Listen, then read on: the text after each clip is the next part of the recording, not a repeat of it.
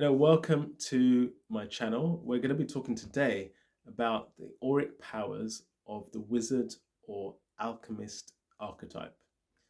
So, first of all, let me just clarify what we mean by the archetypes. So, the archetypes are Jungian archetypes, and particularly I'm following the work from Caroline Myss, although not exclusively. So, the alchemist archetype really is a family. It's the magician, the wizard, and the alchemist. And this is all about transformation. It's about bending reality, understanding high knowledge, laws of power. People who have these archetypes tend to, well, first of all, there's the magician, which is more the mundane aspect of the alchemist archetype, and the wizard and alchemist, which are more esoteric. So the wizard and alchemist are esoteric, meaning they do things like they're astrologers, they do tarot, they do divination, read runes. Some are able to manifest. I went on a course around bending spoons. Some are healers. So these are more the esoteric realm of this archetype. And the magician is more mundane. So this is more about creating magic in the ordinary world. So a lot of entrepreneurs, artists, computer scientists are magicians, meaning I just have an extraordinary talent to create something which doesn't seem possible.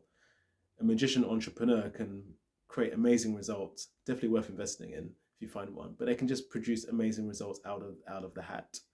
So, for example, Adam Newman, I would say, is probably a magician.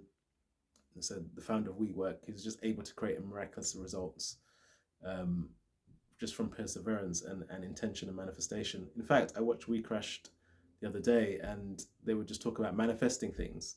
They were like, "Oh, I just manifested this." That's the magician archetype in practice. So that's the alchemist family: magician, wizard, alchemist.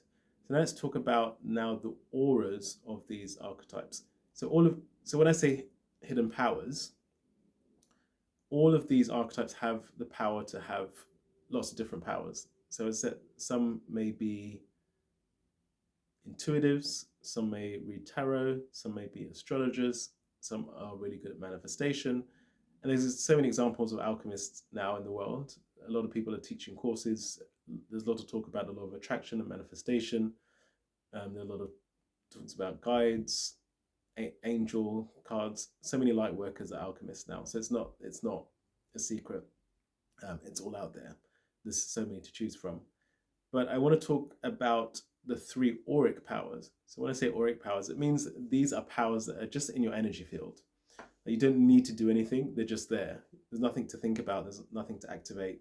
They're simply there. When you meet someone who has an auric power, their powers will just interact with you just because, almost unconsciously, although you can probably bring some intention into it.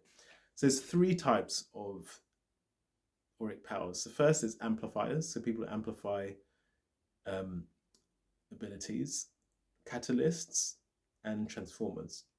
So amplifiers. So I have a couple of friends who are amplifiers, and what I notice, and actually this is how I came up with this in the first place, is what I notice is when I hang out with them, they will amplify my abilities. So one friend, I always have more intuition or intuitive downloads when I hang out with him. He's an astrologer, and my intuition just amplifies. I'll get um, sometimes as an astrologer, he's an astrologer. Sometimes I will get a kind of download from the planets themselves, or I'll sense the presence of planets, which I won't necessarily do if I'm by myself.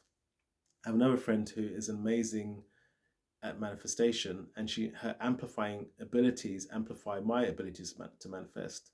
So there's times where I was really stuck around relationships or money, and I would just ask her to help me, just to coach me, and then there's so many situations where in that particular period of time, like within like an hour of us working together, an hour after, like the phone would ring, I'd get a position, or I'd meet someone in that week. So amplifiers are great to be around. Generally, they will amplify your intuition and then amplify your ability to manifest. So you definitely want to be around an amplifier. Okay, what else about them? Also, they'll amplify your vibration in general. So you'll be at a high vibration by hanging out with them. So next are catalysts, and catalysts will transform or activate the energy field of other people. So they may activate new abilities, they may transform realities, but with the catalyst, it's generally a permanent shift. So they may awaken something.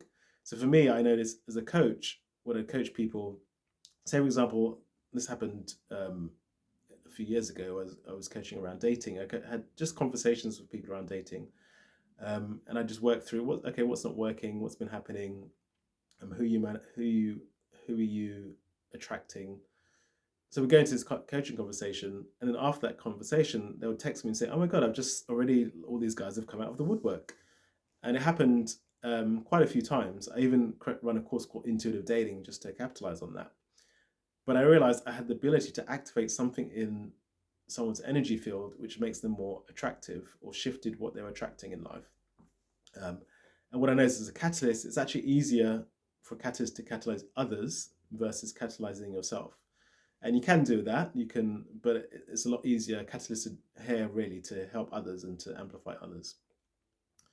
So then we have the reality transformers. And the reality transformers transform reality for themselves. So they're brilliant at manifestation.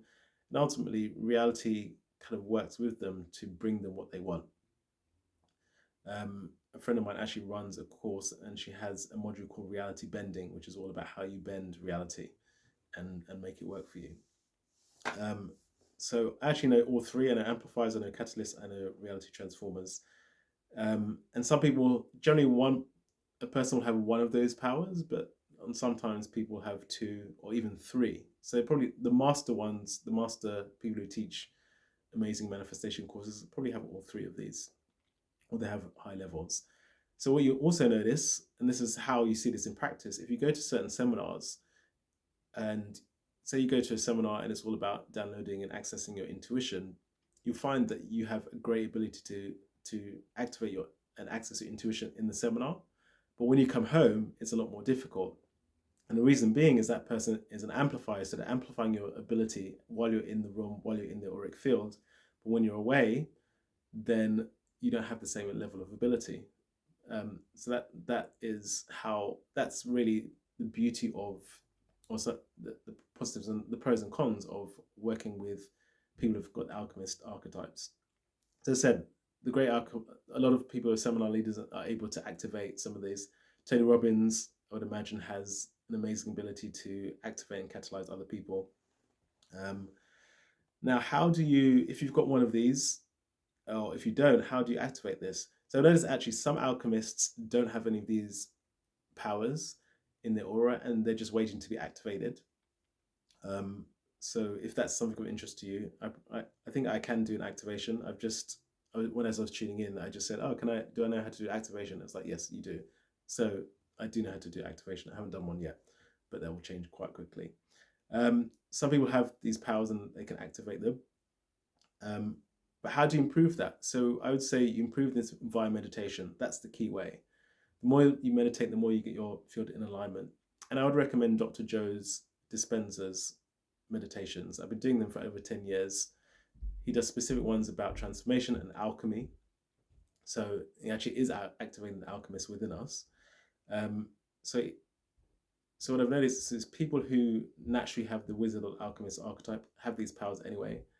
But if you do a program like Dr. Joe, you're able to activate over time those abilities of alchemy as well. Okay, so let's see, what else do I have? So that's pretty much it. And then another thing you can do is work with someone to do clearing or aligning your field or activating your field as well. So those are all about the auric field of archetypes. Now, I'm going to do another piece on the alchemist and the wizard because it's such a huge field. And we'll be doing all the other powers of the archetypes as well. So that's the key thing.